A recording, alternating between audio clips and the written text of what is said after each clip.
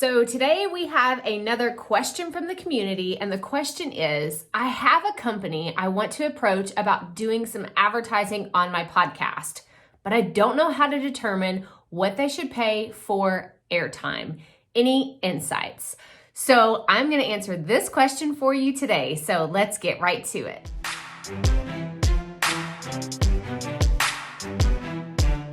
Hey guys, Krystal here, and today I'm answering another question from the community, and it's specifically about sponsors.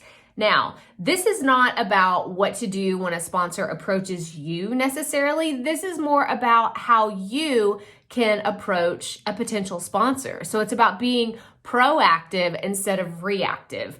Though you can probably use the same principles today if someone were to approach you about putting ads on your podcast or sponsoring your entire show. But I do want to hit home that this specifically is about approaching other people to sponsor your podcast. So as you think about approaching a company for a potential sponsorship, there are two really important things that I want you to consider.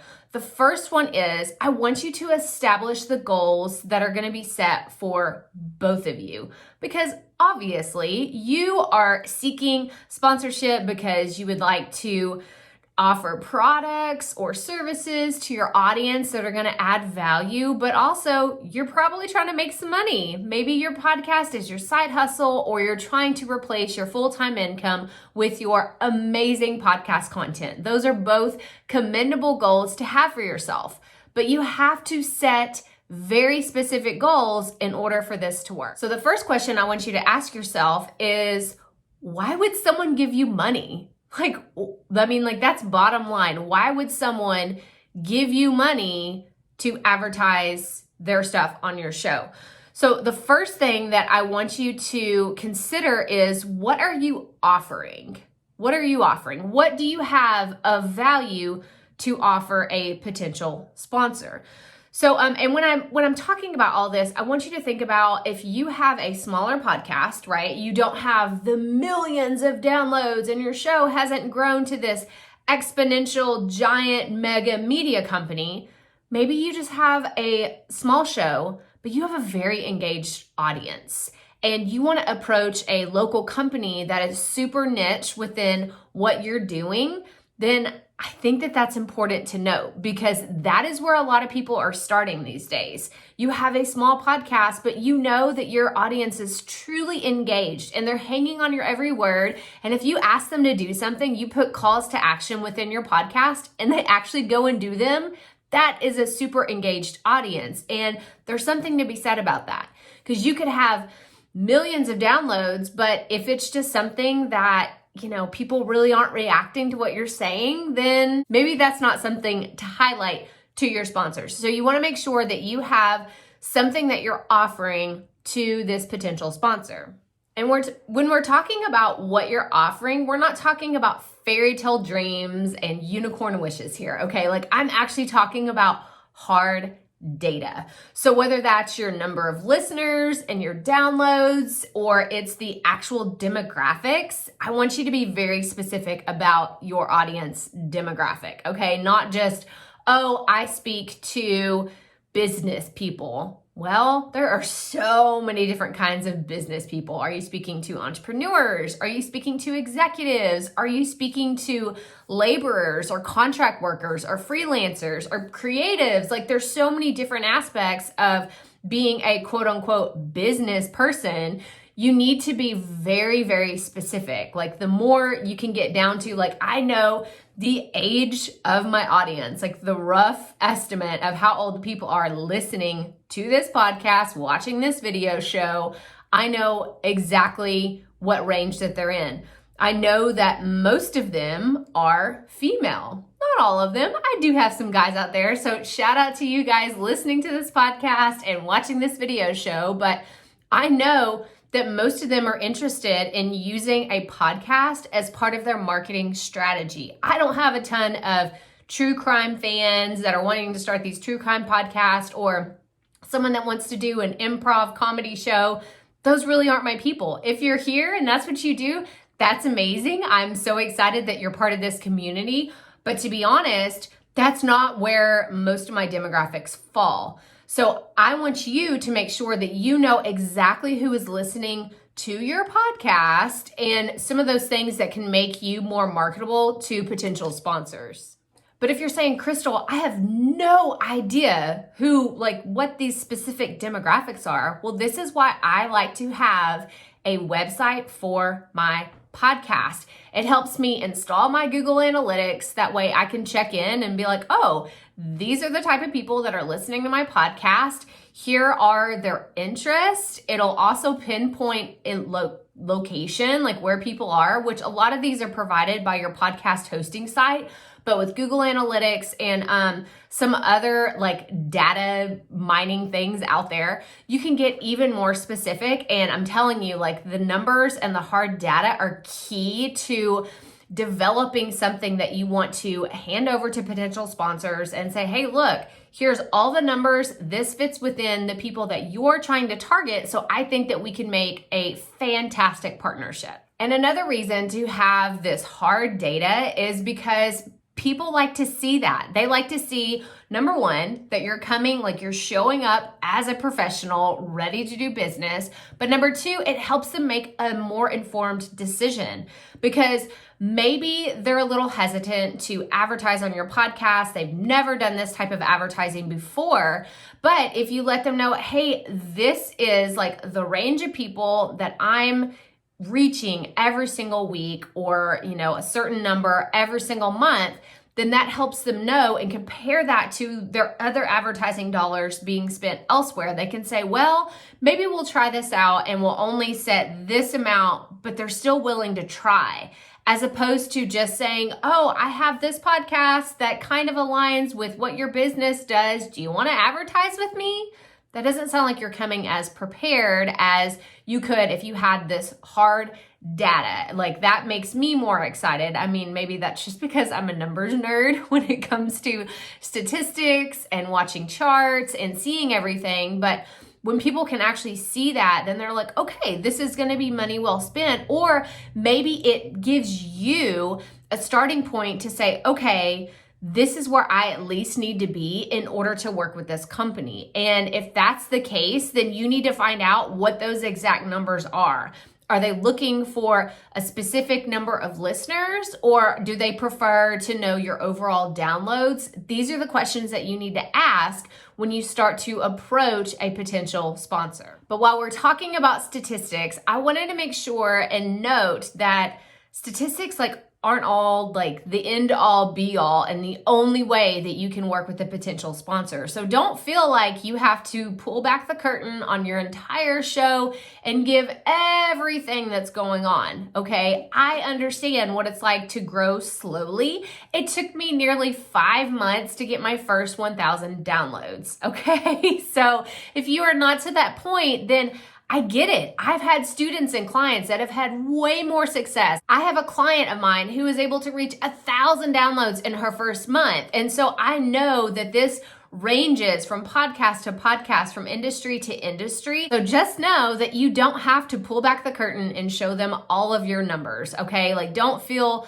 pressured into doing that if you don't feel comfortable, because this is the second thing I wanted to share with you today. If you feel like your podcast is not to a point where you have thousands of downloads every single month, but like I said at the beginning, you have a super engaged audience, then I want you to consider approaching a potential sponsor with a trial offer.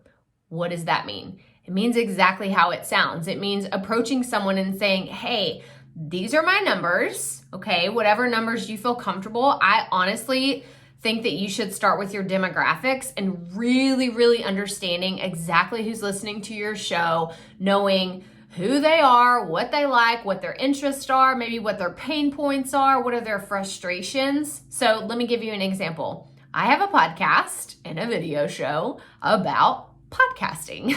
And I know that's super meta, but it's what I do. It's what I talk about. It's what I live and I breathe. And so I'm constantly interacting with podcasters, whether they are brand new, they haven't started, they're in the creation stage, or they've been doing it for a while, but they're not seeing the results that they want. I understand where they're frustrated. I know that the technology scares brand new podcasters. I know people that have been doing it for 6 months to a year. They've kind of plateaued and they are wanting to know how to grow their audience, how to build their listener base. I know that these are struggles that they have because I'm constantly talking to them. So if that's like the only takeaway you get from this, it's you need to understand exactly who your audience is, what they're coming to your podcast for, and how you can use that information to partner with a potential sponsor. But back to the trial offer. So what does that mean? So I suggest you approaching a company and saying, hey, here's the deal. How about for a trial basis, you can advertise on the podcast, let's say for 4 episodes and for X amount of dollars. Well, what does that mean exactly? So this is what I would suggest. You approach a company, you say, I will give you 4 30-second spots, 30 seconds to a minute, whatever you feel comfortable with and whatever you think will fit best into your show, and say, okay, let's just call it $200. Okay, that's roughly $50 per ad spot. You say, for $200, you get 4 1-minute slots. I will advertise your company, I will talk about the benefits, and I will make sure that I put my own personal spin on it. That way, my audience knows that this is genuine, this is something I'm excited about, and then see what happens. So for the company, it's only $200, okay? They're probably spending a lot more marketing dollars in their other avenues. So I suggest that this is a great place to start. You could even start with $100, okay? Like $25 an episode is a steal. If they are able to reach even 50 more people than they would have never reached otherwise just listening to your podcast. And of course, this amount and, this whole trial basis is going to vary from podcast to podcast, business to business, but I want you to have a starting point, like $25 an episode. That's very reasonable for a company to spend, and it's something that I know most people will feel comfortable with if they have no idea where to start. Because I know a lot of you, you're afraid to ask for those dollars, but you know that you need to start approaching sponsors in order to sustain your podcast over its lifetime. So I want you to at least have this baseline starting point. I want you to comment below and tell me what number you feel comfortable starting with, okay? Like, is it $25 an episode? Is it $50 an episode? Do you want to jump the gun and say, you know what, I'm going to say $200 per ad space, whatever it may be. Put in the comments below because I am interested to hear from you. Okay, let's get back to the video. And the last thing that I want to say about trying out a trial offer is you need to set up the metrics in order to know if the ads were successful. So this could either mean you setting up a link on the sponsor's website, or I guess you wouldn't set that up. They would set up a link on their website to see, are people actually going to this page that you talked about? So for me, this is actually a great place to start. I want you to go to krystalproffitt.com/sponsor. Like, if that was a sponsored, like, this is what I would do is I would set up a specific URL just for this sponsor. You won't find anything else there. But what you're going to find at this specific link are the 6 things that I think that you need to include whenever you're pitching a potential sponsor. It's going to have the information that you need and then some of the things that I want you to consider while you're pitching a potential sponsor. But you definitely need to have some kind of metrics in place. So if you were to have your own URL or maybe a discount code, if that's what you were offering, let's say you wanted to approach a company and have their product sponsor your episode, then you would say, okay, I need to have the domain name and then a specific either URL or a specific discount code that's tied to your podcast. So it could be blah, blah, blah company.com/podcast, or it could be, the Proffitt podcast, whatever. Like, this is something that you and the company will decide on, but you need to have this metric in place. That way you can measure success, because what if you do this on a trial basis and then you're like, oh, did it work? Did something happen? I don't even know, because we didn't set up the parameters to really measure the thing the way we're supposed to. And you, as the podcast host, you want to make sure that the advertising campaign is successful. So all the things that you can do to make sure, whether it's putting the links in the show notes, advertising that particular episode on social media, emailing your list, like all the things, you want to make sure that you're doing everything in your power to make this ad campaign as successful as possible. That way people want to come back and sponsor your podcast. They want to come back and just continue promoting their products and services with your podcast. So I hope you learned something today about approaching a potential sponsor for your podcast. Make sure you go to krystalproffitt.com/sponsor to grab this free download. It has 6 great tips on approaching a sponsor. Make sure that you hit the like button below and subscribe. That way you can get all the information whenever new podcast videos come out every single week. Make sure you sign up for our free 5-day Create Your Podcast Bootcamp. You will find the link below in the description. And remember, keep it up. We all have to start somewhere.